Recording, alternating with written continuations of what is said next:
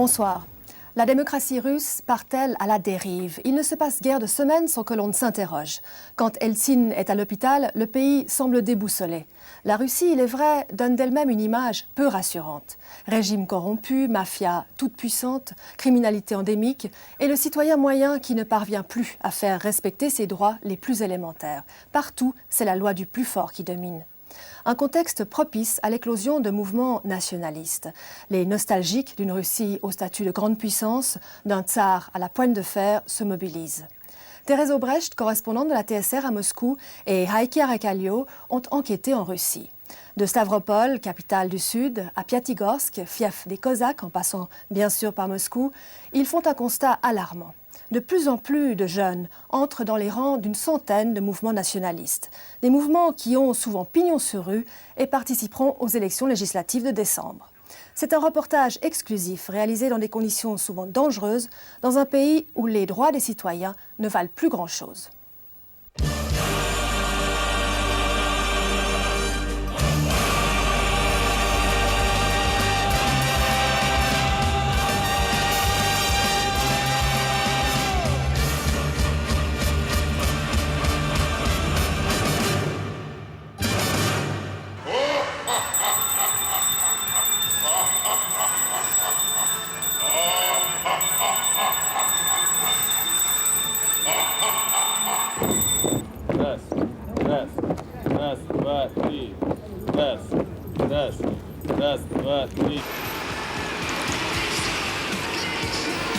Jouissance, aisance, insouciance. Limousine confortable, plaisir périssable. Les nouveaux Russes sont des gagneurs. Pas de place ici pour les faibles, ni pour les nostalgiques du passé égalitariste.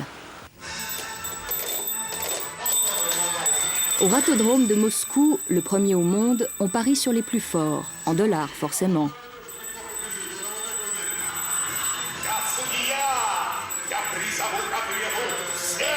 Univers décadent et sans pitié, les perdants sont liquidés.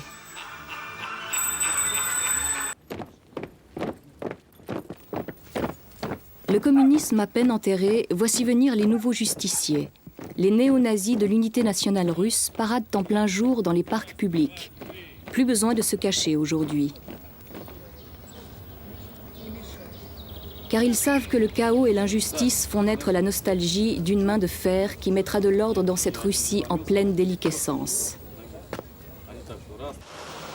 Retranché derrière les murs du Kremlin, Boris Yeltsin se tait. Depuis 2 ans, son pouvoir est à la dérive, comme pour donner raison à ses pires ennemis. La corruption gangrène le pays, la criminalité explose.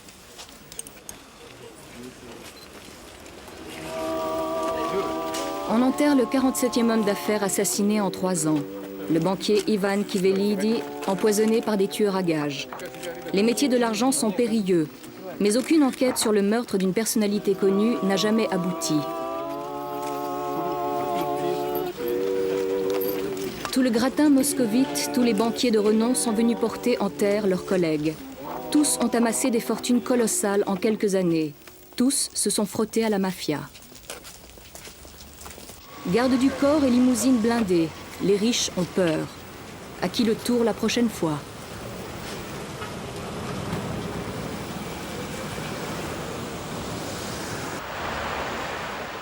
Boris Uvarov est une des rares voix qui ose dénoncer, au risque de sa vie, la corruption qui règne au sein des organes judiciaires. La vénalité des magistrats, les pressions politiques qui piétinent les lois. Le juge Uvarov a été limogé pour excès de franchise, car selon lui, la mafia est infiltrée dans les plus hautes sphères du pouvoir, y compris le parquet général de Russie.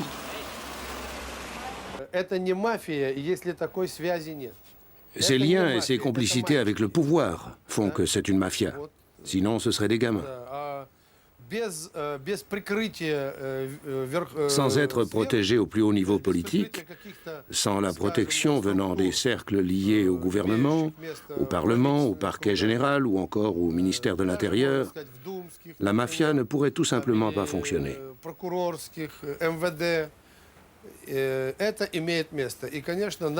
Nous, les juges, avons pour tâche de traquer ceux qui travaillent parallèlement au service de l'État et du crime organisé, pour tenter de les neutraliser.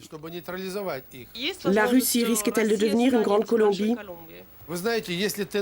Si l'évolution actuelle se maintient, je pense que c'est possible. Pourquoi? Parce que la criminalisation va de pair avec la paupérisation d'une grande partie de la population.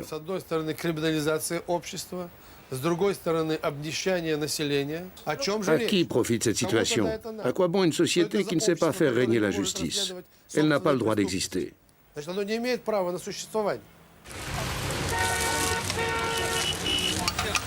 Que sont devenus les espoirs de la perestroïka? Voici 10 ans, on promettait aux Russes un système plus juste, la démocratie. Les gens ordinaires n'y ont vu que déboires et désillusions. Déçus des changements promis, ils sont condamnés à se débrouiller, à la limite de la survie. La plupart des épiceries de quartier ont fermé. Vendre aux pauvres n'est pas rentable.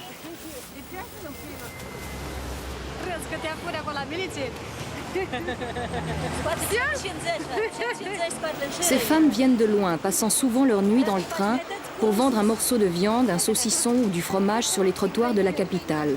Sans permis, c'est illégal.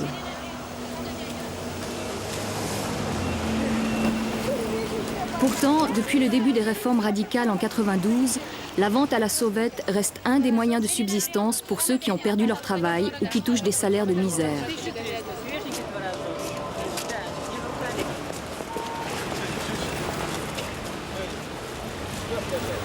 Mais au lieu de traquer des malfaiteurs, la police pourchasse ces mères de famille qui trafiquent du lard et du fromage.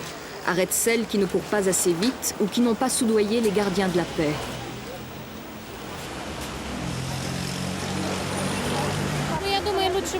Il ferait mieux d'attraper ceux qui volent et qui tuent. Hier, des voyous ont piqué des saucissons dans nos cabas. Mais eux, personne ne les inquiète. C'est nous qu'on punit. Pourtant, nous ne faisons rien de mal. Nous vendons ce que nous produisons pour survivre, simplement.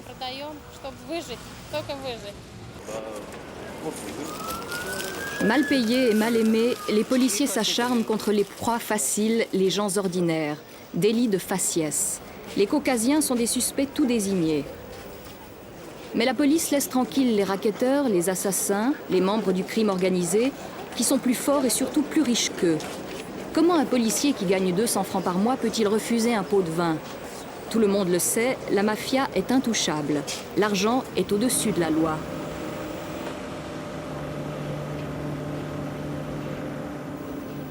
Krasnogvardeyski Rayon, le quartier de la Garde Rouge au sud de Moscou. C'est dans cette triste banlieue que nous avons rencontré Alla et Volodya Tchetchikov, un couple de Russes moyens. En quelques heures, leur destin a basculé. Sous vos yeux, ils vont perdre leur appartement. Ce document montre comment des citoyens ordinaires peuvent se retrouver à la rue sans aucune protection. Alla et Volodya ont vécu pendant 7 ans dans cet appartement avec leurs 3 enfants, un 4 pièces attribué par leur employeur. Un bonheur sans histoire a pris fin voici 3 jours. 2 inconnus d'origine caucasienne ont fait irruption, escortés par un policier. De force, ils ont pris possession de 2 chambres et mis à sac l'appartement. Quand Alla a résisté, ils l'ont tabassé.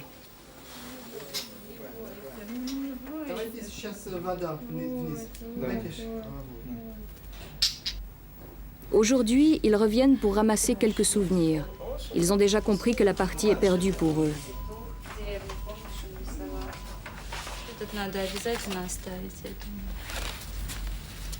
Verrouillées désormais, les 2 chambres d'enfants, occupées par les intrus.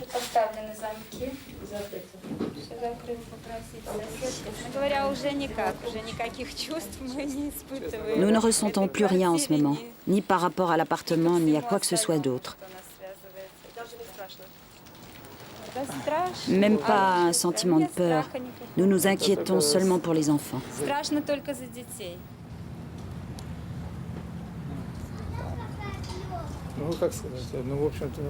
Comment vous dire? Nous avons la sensation d'avoir tout perdu. Comme des gens qu'on a jetés dans la rue, comme des sans-abri. Tout est indifférent à présent. Вот это слово я не Нет, вот это слово не принять, немедленно срочные меры по произволу. À l'une des synagogues de Moscou, Allah et Volodya sont allés chercher de l'aide, car Allah est juive. Le président de la communauté israélite a rédigé une lettre à l'intention du juge, détaillant l'agression dont ils ont été victimes. Наказать людей из милиции, которые без прокуратуры и суда. Étape suivante, le tribunal de Distri, où ils vont déposer plainte auprès de l'adjointe du procureur.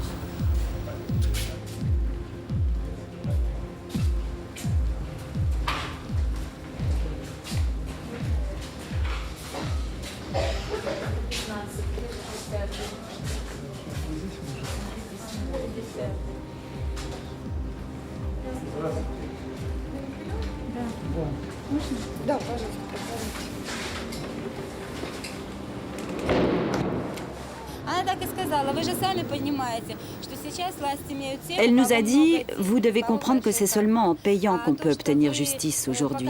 Vos certificats et vos diplômes, le fait que vous soyez un spécialiste reconnu, cela n'a plus aucune valeur aujourd'hui. Seulement l'argent? Oui, elle a dit qu'actuellement seul l'argent compte.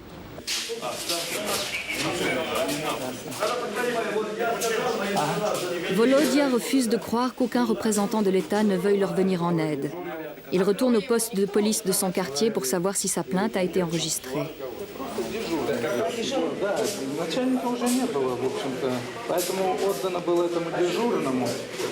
Он сказал, что в понедельник мы зарегистрируем. Спросили, а почему в понедельник? Они говорят, сейчас у нас журнала нет для регистрации. Поэтому... En désespoir de cause, Volodya va chercher conseil à son lieu de travail, un chantier du métro de Moscou. Ingénieur en géodésie, il avait été envoyé de Minsk, la capitale biélorusse, en 1988, quand l'URSS existait encore. Mais jamais, depuis lors, il n'a obtenu la propiska, le permis d'établissement soviétique, qui donne toujours droit, à l'heure actuelle, au travail et au logement.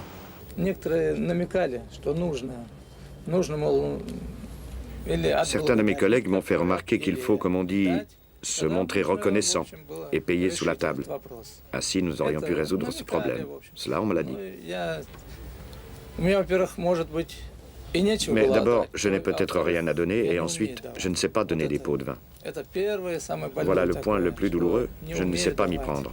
Pourtant, combien de fois ne suis-je pas allé voir mes chefs? Combien de fois n'ai-je pas fait des démarches? Mais le résultat est zéro, comme on dit. Je suis peut-être moi-même inadapté à cette société. Mes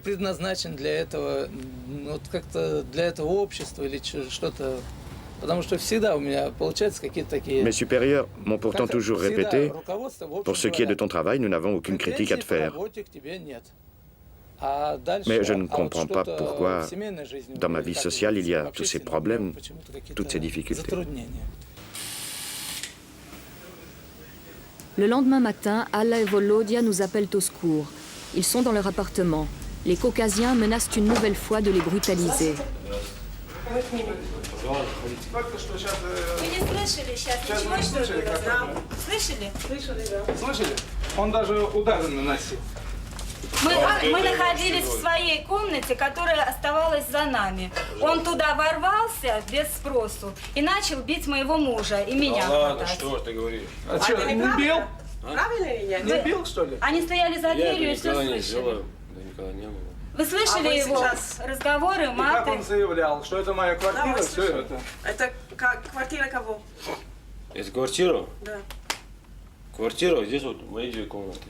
А только что ты говорил, что это вся твоя квартира, и что ты нас сейчас убьешь. И сказал, что вечером, да, что вечером ты нас уничтожишь. Хотя мы тебе сказали, что мы собираем свои вещи и освобождаем всю квартиру. Ты здесь можешь очень много чего говорить.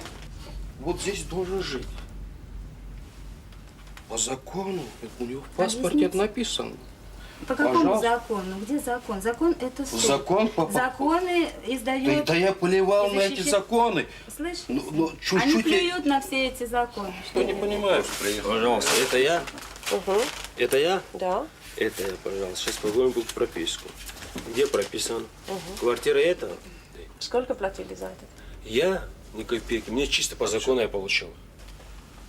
Позвонили. Нормальные люди обычно открывают.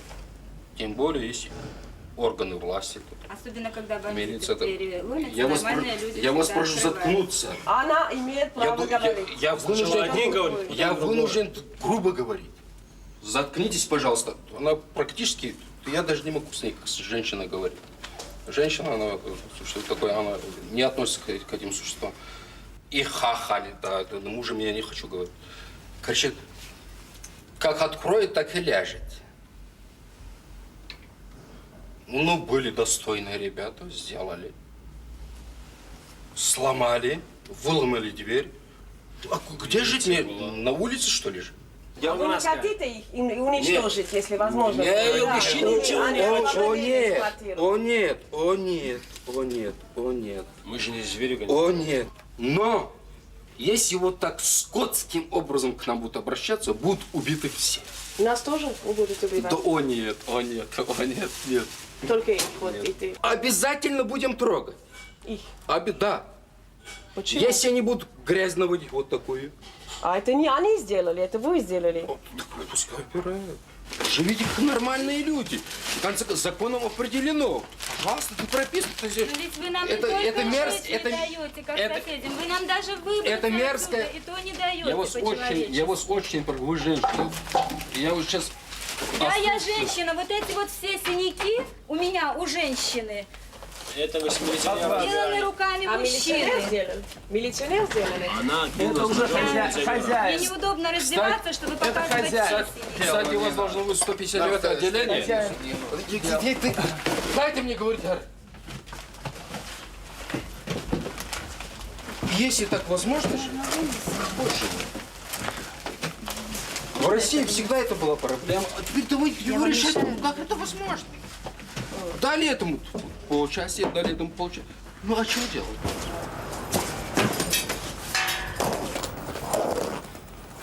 À bout de force, à bout d'espoir, Alla et Volodya abandonnent leur logement, pour toujours, laissant derrière eux presque tous leurs biens.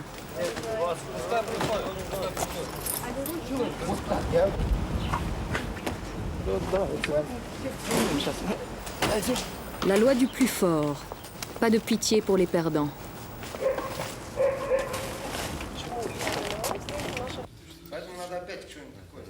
Ce sont ces injustices au quotidien dont on se nourrit à la rédaction de l'hebdomadaire Zavtra, demain en russe, fief de l'opposition la plus farouche au gouvernement. Interdite après le putsch d'octobre 93, la gazette a réapparu sous un nouveau nom. Chaque semaine, elle dénonce en vrac le régime de Boris Yeltsin, la déliquescence de la Russie, le grand capital corrupteur et la conspiration sioniste. Une nouvelle procédure pour fermer Zavtra est en cours. Elle n'aboutira pas, affirme le rédacteur en chef, parce que les juges sympathisent avec sa cause. Le régime actuel est à la fois impuissant et cruel. Il n'a pas peur du sang, comme un troupeau de loups ou de tigres. Combien de sang a coulé en 1993 dans tous les conflits et maintenant en Tchétchénie? Ce régime boit littéralement du sang. C'est pour cela qu'il n'a peur de rien. Aucun meurtre n'est tabou. Ce qui est terrible aussi est que ce régime contrôle une masse colossale d'argent. Il est immensément riche. Grâce à l'argent et à ses actes sanguinaires, il pourra conserver le pouvoir pendant longtemps. Je souhaiterais bien sûr que les Russes cessent d'être un peuple d'esclaves et qu'ils revendiquent leurs droits. Ils ont accepté silencieusement l'effondrement de l'URSS. Ils ont accepté qu'on leur enlève tout. La moitié de la population vit dans la misère et la mendicité. Les gens meurent de maladies terribles, ils n'ont plus aucun droit. Ils se font tuer dans la rue. Mais le peuple patiente.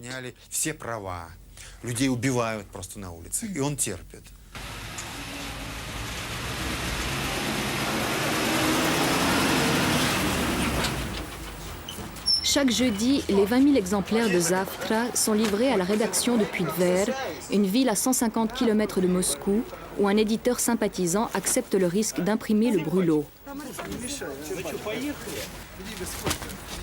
Pour une poignée de retraités nostalgiques du passé soviétique, la lutte continue.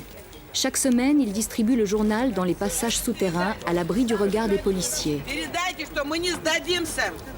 Партизанскую войну будем сжечь всех американцев и жидов. Особенно жидов. Un homme s'est battu pour faire interdire les publications extrémistes. Il a répertorié 150 titres allant des fascistes aux ultranationalistes. Toutes ces démarches ont été déboutées par le parquet général. Sergueï Gryzunov, ministre de la Presse, tout juste limogé. On n'apprécie pas à sa juste valeur le danger de la montée néofasciste en Russie. À mon sens, il vaut mieux surestimer ce danger que ne pas le prendre suffisamment en compte. Rappelez-vous l'Europe au début des années 30 et à quoi tout cela a mené. Je crois qu'il vaut mieux aujourd'hui crier haut et fort. Je ne pense pas que nous exagérions en mettant en garde la communauté internationale contre le danger du fascisme russe.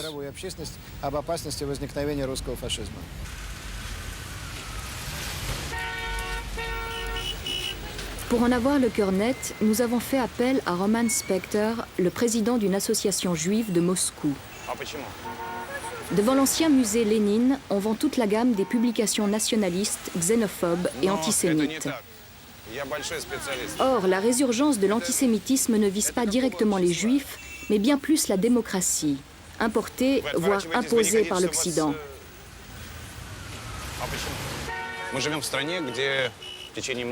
Nous vivons dans un pays dans lequel on fait croire depuis des décennies que la menace vient de l'ennemi extérieur ou intérieur. Or, après tous les changements survenus depuis la perestroïka, il n'y avait plus d'ennemi extérieur. Reste donc un seul espoir, trouver cet ennemi à l'intérieur. Et puisqu'en Russie, le juif, le sioniste, le franc-maçon représentent l'ennemi traditionnel, ils redeviennent aujourd'hui la carte populaire et universelle qu'un politicien extrémiste peut mettre à son profit pour arriver au pouvoir.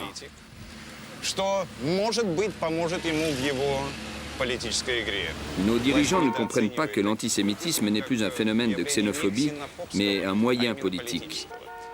Une arme qui peut se diriger contre eux au cas où ils voudraient défendre la stabilité, la démocratie et la liberté.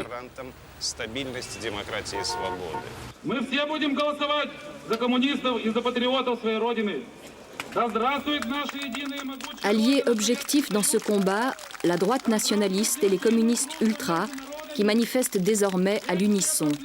Dénominateur commun des deux extrêmes, la hantise de l'Occident, de l'ouverture démocratique et du système capitaliste.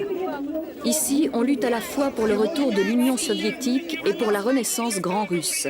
On se nourrit de publications extrémistes et on s'enflamme devant les slogans antisémites. Ce qui est grave, c'est que cette littérature fasciste ne provoque aucun sentiment négatif auprès de ceux qui portent l'uniforme de la police. C'est cela qui est terrible. Oui, parce qu'il représente le pouvoir et ce pouvoir devrait réagir de manière appropriée, mais il ne fait rien. Y a-t-il des organisations qui représentent déjà une menace pour la démocratie? Sans aucun doute. L'unité nationale russe de Barkatchov et toute une série d'organisations clandestines qui opèrent sous le couvert de sociétés de gardiennage. On peut s'imaginer de quelle manière ils vont rétablir l'ordre. Nous avons vu ce genre de brigade en Allemagne. C'était les SS.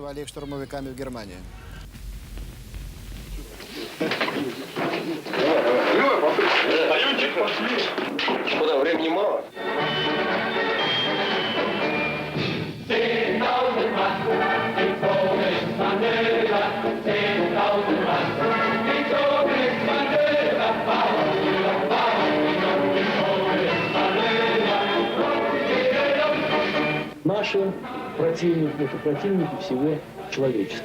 Это прежде всего международные финансовые резко олигархи по партийно-политическому аспекту. Это все демократические и продемократические организации и партии.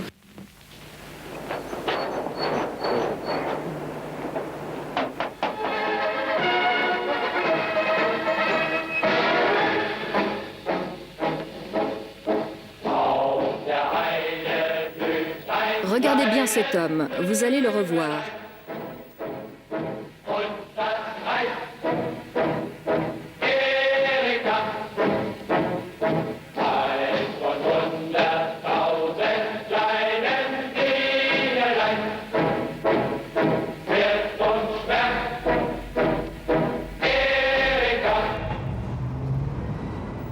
C'est lui, Alexandre Barkashov, néo-nazi et fier de l'être.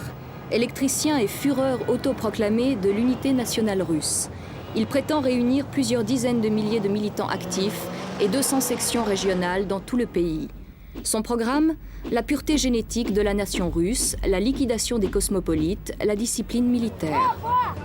Il y a 2 ans, en octobre 1993, la rue a failli prendre le pouvoir à Moscou. À l'avant-garde des insurgés, les néo-nazis d'Alexandre Barkashov, qui assurent alors la sécurité de la Maison-Blanche, où est retranchée toute l'opposition radicale décidée à en finir avec Boris Yeltsin.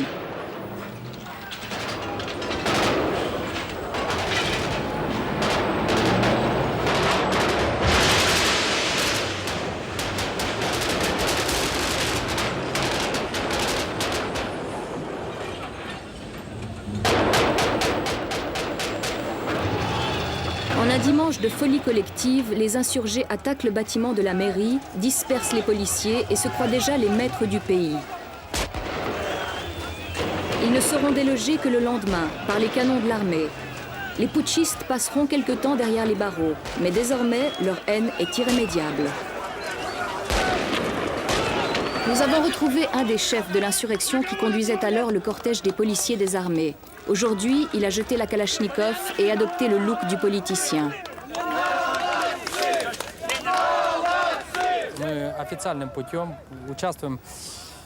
Nous voulons entrer légalement à la Douma en participant aux élections.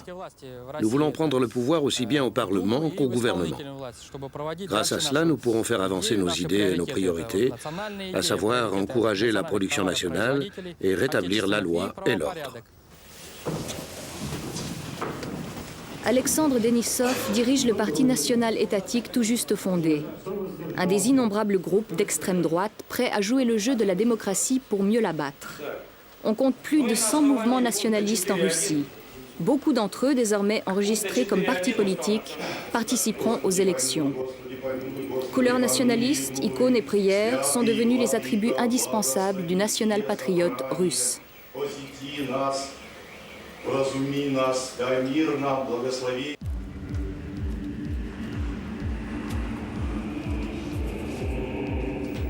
Descente dans des abysses où fermente une nouvelle révolution, conservatrice celle-là. Pour Alexandre Douguine, brillant intellectuel, l'orthodoxie, le socialisme, l'occultisme, l'ésotérisme, le mysticisme grand russe et le culte du corps servent à tracer les contours d'une grande Russie, amie de l'Europe, mais viscéralement opposée aux États-Unis. Il faut changer absolument l'attitude de l'Occident par rapport à la Russie actuelle. Il ne faut pas se mêler dans nos affaires. Il faut nous laisser seuls, si vous voulez. Et il faut nous garantir certaines libertés de redéfinir ou définir notre futur national. Plus on nie notre droit à notre identité, plus on nous impose les réponses faciles pour notre problème, plus on nous impose les structures libérales occidentalistes, plus on aura la réaction. Et plus la réaction sera terrible et disons brutale, à mon avis.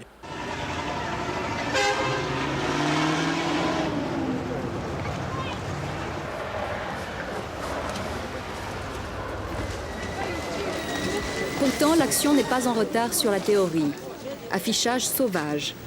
Progressivement, sur les murs et les places publiques du pays, apparaissent les slogans simplificateurs d'Alexandre Barkashov.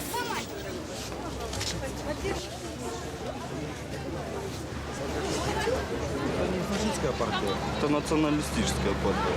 А вы за какие права вы лично, ваша партия за русских? Конечно, посмотрите на экономику. Извините, пожалуйста. Что вы можете сделать, чтобы русский человек жил, а не существовал? Для этого нужна власть. Как придем к власти? Я за вас пойду горой. Понимаешь, надо расшевелить нас, народ. Вы прочитайте, присудите. Вы смените вот это, и за вами люди пойдут. Меня волнует вот этот знак. Зачем? Мы знаем, что это такое. Война была, это фашисты, это нацисты. Зачем это нам? Да русским это не свойственно. De telles réactions hostiles sont pourtant rares. C'est poliment aussi que ce policier demande au chef de groupe néo-nazi de ne pas coller les tracts au milieu du marché.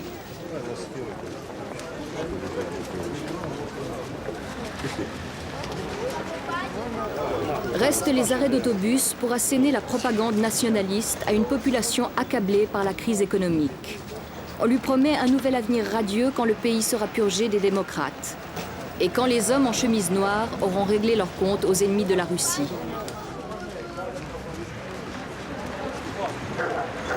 Nous sommes à Stavropol, la capitale régionale du Sud, aux confins du Caucase. Aux tensions politiques s'ajoute ici le racisme anti-caucasien, attisé par la guerre dans la Tchétchénie toute proche. Le message nationaliste est d'autant plus porteur.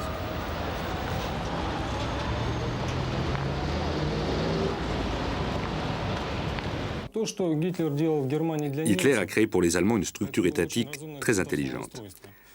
Il a ressuscité l'Allemagne. Vous savez qu'après le traité de Versailles, l'Allemagne devait payer les réparations de guerre et souffrait d'un chômage massif.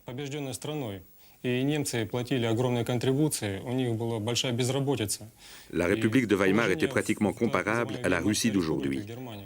C'est pourquoi, d'ailleurs, en Occident, on l'appelle souvent la Russie de Weimar. Nous devons réveiller le peuple russe pour le rassembler autour d'une idéologie nationale. Et en deuxième lieu, avec les gens qui ont répondu à notre propagande, nous devons créer une organisation efficace au service du peuple russe.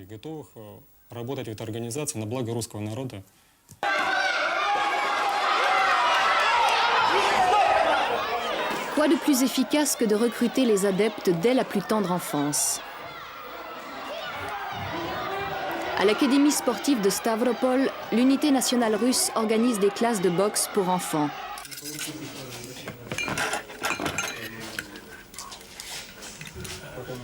Au sous-sol, les adolescents apprennent le maniement des armes à feu. Officiellement, ces activités préparent les jeunes à l'armée. En réalité, l'entraînement physique, la discipline militaire et l'esprit d'autodéfense vont de pair avec l'endoctrinement.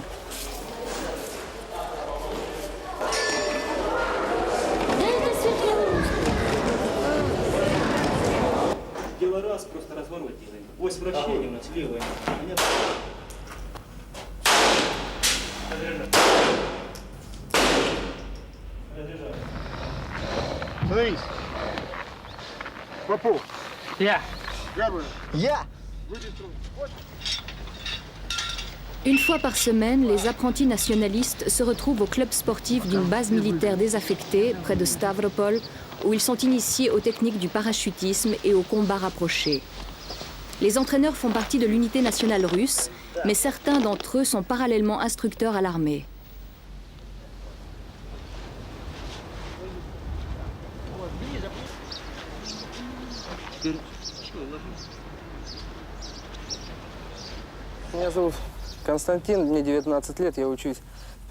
Je m'appelle Constantin, j'ai 19 ans, j'étudie à l'Institut pédagogique de Stavropol.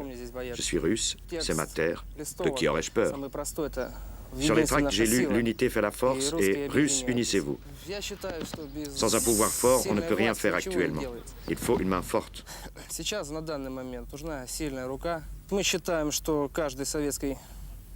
Nous estimons que chaque soviétique, enfin je veux dire, chaque russe doit savoir se défendre. C'est pour cela que nous enseignons le combat rapproché. Chacun doit devenir un défenseur de la patrie. Et nous donnons un entraînement de base aux jeunes à partir de 16 ans déjà. Dans les journaux, on écrit que c'est une organisation fasciste. C'est une provocation et nous n'y répondrons pas.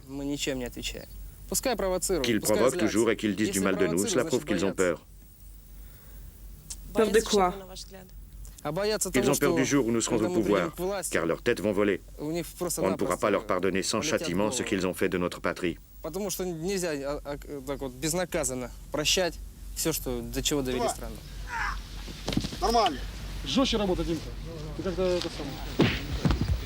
Presque tous ces jeunes ont, comme Constantin, une formation secondaire ou supérieure. Presque tous nous diront qu'ils ont été séduits par le contenu des tracts placardés dans la ville.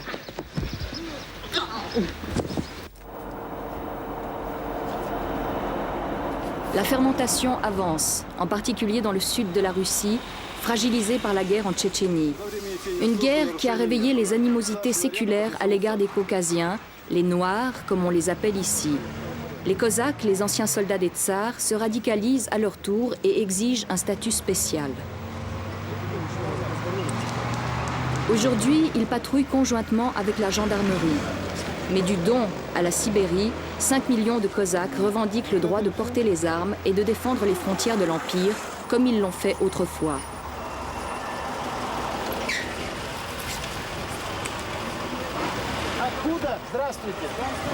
Avec une étonnante docilité, les citoyens acceptent l'autorité de ces policiers amateurs. Leurs uniformes du siècle passé font toujours impression auprès d'une population habituée à se soumettre.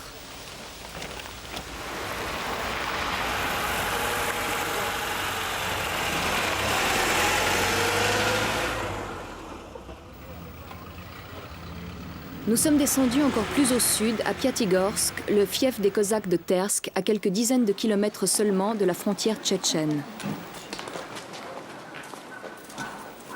À la Stanitsa, leur village traditionnel, les Cosaques se retrouvent souvent dans la maison de leur chef, l'ataman Tchourekov.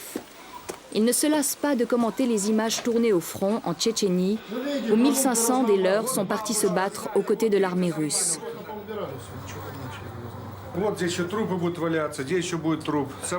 L'ataman s'est lui-même rendu à Grozny pour voir de près cette guerre qui permettra peut-être de récupérer des terres indûment habitées, à ses yeux, par les Tchétchènes.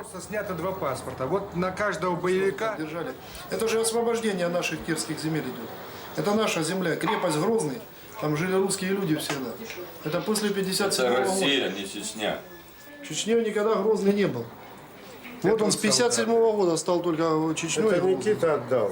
Они работать никогда не работали. Они всю жизнь воровали. Всю жизнь грабили. Они никогда не были нормальные.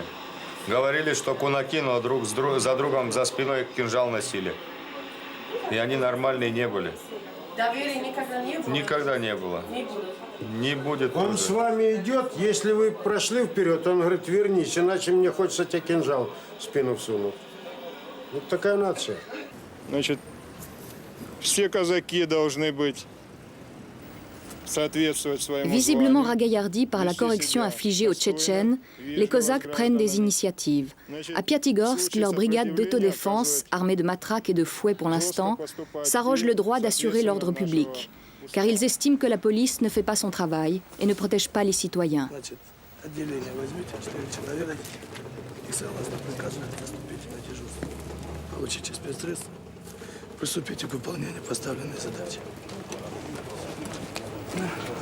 Réactionnaires et anti-caucasiens, les Cosaques partagent de surcroît l'ennemi commun des nationalistes russes. D'où viennent, à votre avis, les problèmes de la Russie? Je dirais en premier lieu que le service secret israélien, le Mossad, est derrière tout cela. Les Américains, vous les Suisses, les Allemands, le monde entier est pratiquement à la botte du Mossad. Boris Yeltsin n'est qu'un homme de paille. C'est évident. C'est un simple exécutant et il reçoit de l'argent pour cela. Les crédits lui permettent de se maintenir au pouvoir. Sans ces crédits, il n'y aurait plus d'Yeltsin. Qui lui accorde ces crédits? L'Occident, les Américains. Et les Juifs? C'est du pareil au même. Les gens les plus riches du monde vivent aux États-Unis et sont pratiquement tous juifs, c'est bien connu. Hormis les juifs, il n'existe pratiquement plus d'entrepreneurs riches dans le monde. La révolution de 17 était une conspiration judéo-maçonnique. Et toute cette perestroïka également. À cet égard, je partage pleinement la position de Barkashov.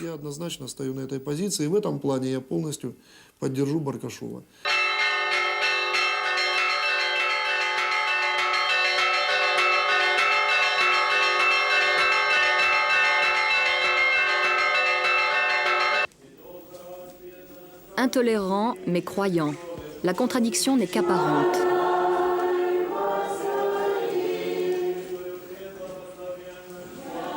Car la foi et la ferveur religieuse font partie intégrante de la vigueur retrouvée des Cosaques. Comme tous les national-patriotes russes, ils adorent la Sainte Mère Russie et utilisent l'Église orthodoxe pour faire aboutir leurs projets politiques. Et à l'opposé, certains dignitaires de l'Église ne cachent pas leur sympathie. Il est très difficile actuellement de se tenir en dehors de la politique, car elle est notre sphère vitale. La politique, c'est le pain quotidien, c'est l'économie.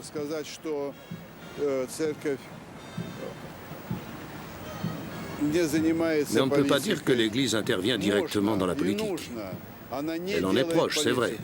Elle la soutient par les prières, par la pureté, par la tolérance. Mais l'homme doit absolument être un patriote, le contraire d'un cosmopolite, qui n'est qu'une particule indéfinie du cosmos.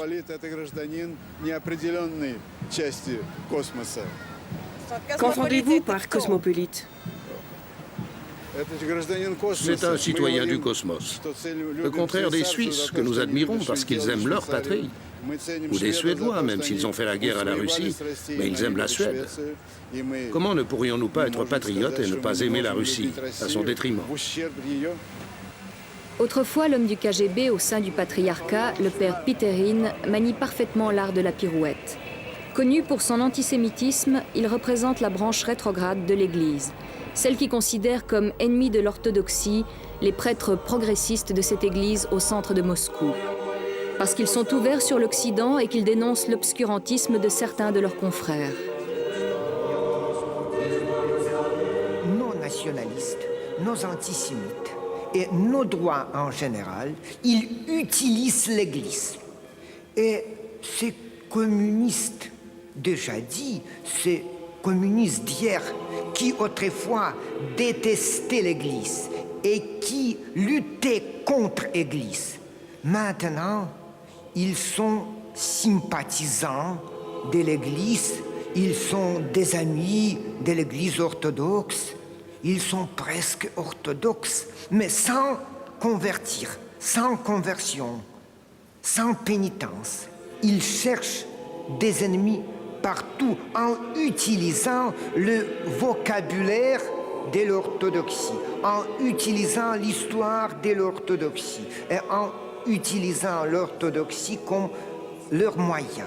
Autrefois, c'était antisémitisme, comme je dis, vétérotestamentaire. Mais maintenant, c'est antisémitisme comme théorie, antisémitisme comme idéologie, antisémitisme comme programme. Ce programme peut être plus sérieux qu'à l'Allemagne de Hitler. Vous comprenez? Maintenant, c'est très, très dangereux.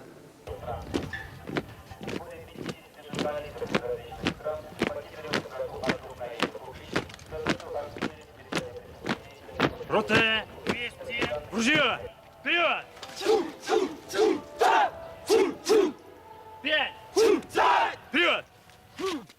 Вперед!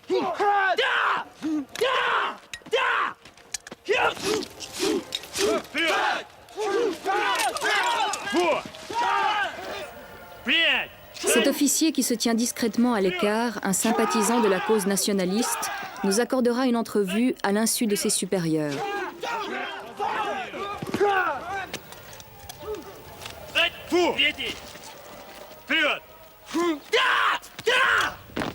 La 21e brigade de parachutistes a combattu en Tchétchénie pendant plusieurs mois.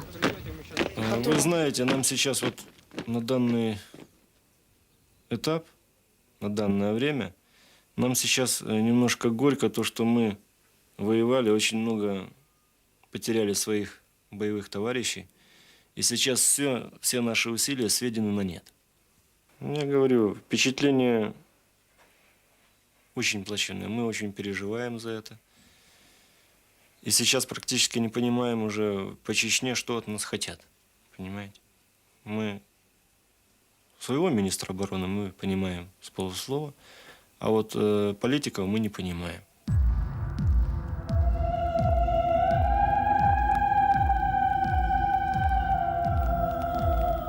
La campagne désastreuse en Tchétchénie a consommé la rupture entre militaires et politiques. Entraînés dans une guerre insensée et inutile, de nombreux officiers se sentent trahis, une fois de plus. Leur désir le plus cher aujourd'hui, ramener l'ordre au pays, réhabiliter le prestige de l'armée et redonner à la Russie le rôle d'une grande puissance. Чтобы в России был порядок, это доказано тысячелетием российской истории. Нужна твердая рука, нужен хозяин в стране. Или, сказать иными словами, России нужен русский Гитлер. Сейчас Россия напоминает Германию после Первой мировой войны. Вот читая книгу Гитлера «Майн кампф», я практически заменить слово «Германия» на «Россия» и все, и заменить годы 18, 19, 20. Но вот сейчас практически все один к одному происходит. А существует такой человек, как Гитлер для России? Я думаю, что существует, просто сейчас он менее заметен, потому что наша пресса не дает ему массовый канал, не выступает он. Это Александр Петрович Баркашов, председатель партии «Русское национальное единство». Я думаю, если бы он был у власти и победил на выборах, Россия бы быстро в течение очень короткого промежутка времени, максимум 5-10 лет, стала на ноги, и мы бы снова стали великой державой.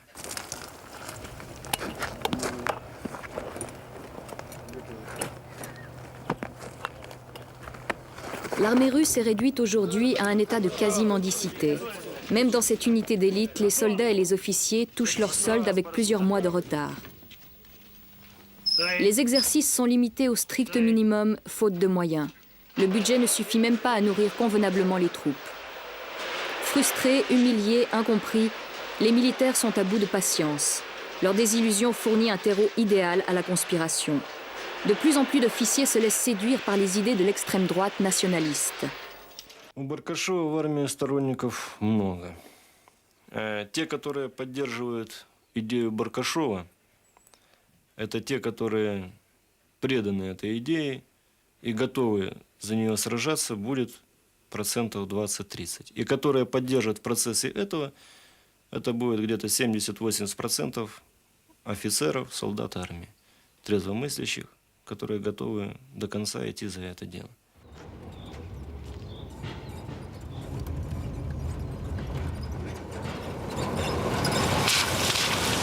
Это будет диктатура в сочетании с демократией.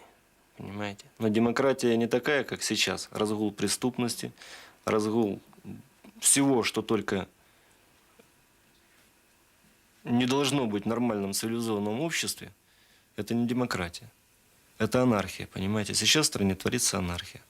А мы за порядок, за нормальный порядок, за законы, которые все будут выполнять. Это самое главное в стране.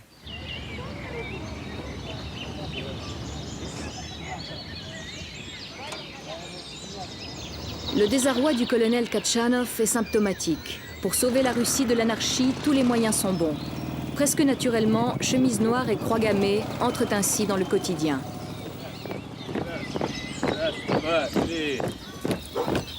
Au parc Terletsky, dans la banlieue est de Moscou, les néo-nazis de l'unité nationale russe sont chargés officiellement du maintien de l'ordre.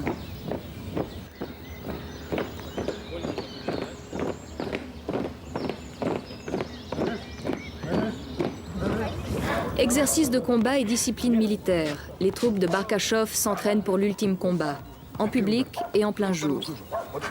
Le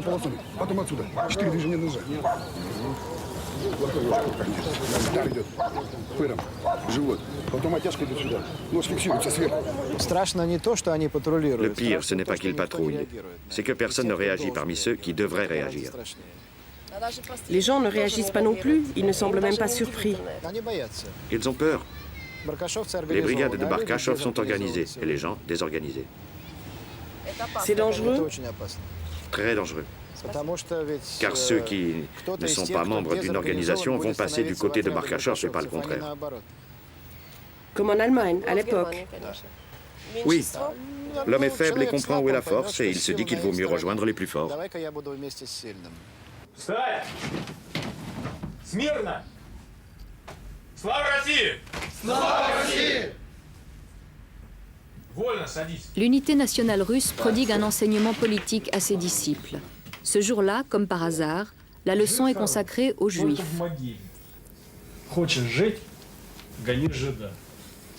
Наверное, придется и также обновлять и учительский состав, потому что очень много евреев. Конечно, обязательно. Как могут евреи-учителя учить? Да, а теперь представьте, смотрите, какая засоренность, допустим, в школе, да, засоренность учителей. И как сразу их убрать, получится опять вакуум. Причем они очень злобные люди от природы.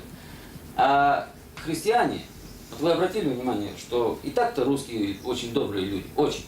Даже слишком. Вот дело все в том, что вот это вот положительное качество, но сейчас, уже негативно. Оно... Остановись. Налево равняйся. Смирно. Слава России! Слава России! Слава России! Слава России! Слава России! Слава России! Je ne crois pas que la montée du nationalisme actuel, c'est vraiment quelque chose de sérieux. Ce qui viendra, ça sera la chose sérieuse. Et, je crois qu'il y aura l'autre vague du nationalisme russe, du nationalisme plus authentique, plus normal, dirigé par le personnage moins bouffon que maintenant. Parce qu'à mon avis, les gens qui représentent aujourd'hui le nationalisme russe, ce sont plutôt les bouffons. Les gens qui étaient les premières venus, qui ont occupé la place vide par l'arrivisme et non pas grâce à l'enracinement dans l'histoire, dans les sentiments organiques de notre peuple. Et c'est pourquoi j'attends, je suis en attente de la venue du véritable nationalisme russe, qui sera terrible pour le monde, à mon avis. Vous comprenez, notre pays, notre pauvre pays, je l'aime, la Russie, dans tout mon cœur, mais notre pays est très très pauvre parce que toute l'histoire de la Russie, c'est l'histoire d'intolérance. Nous sommes très intolérants.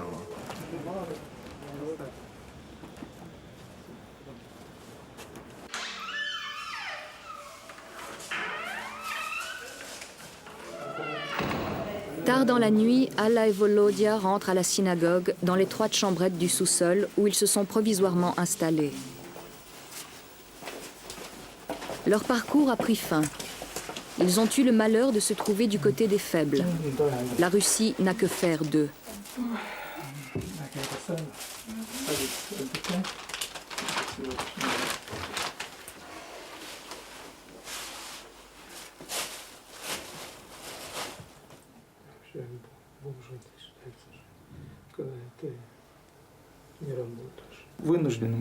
Nous sommes obligés de quitter la Russie, car j'ai compris que le pouvoir ne nous protège pas ici. Quand les autorités qui doivent garantir la sécurité des citoyens font irruption chez vous et vous tabassent, comment pourrions-nous continuer de vivre ici avec de telles menaces? Comment espérer aussi que nos enfants soient en sécurité? Nous ne voyons pas d'autre issue.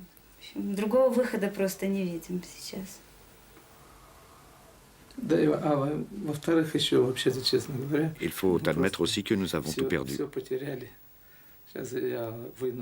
Je suis forcé de quitter mon travail, puisque je n'ai plus d'adresse.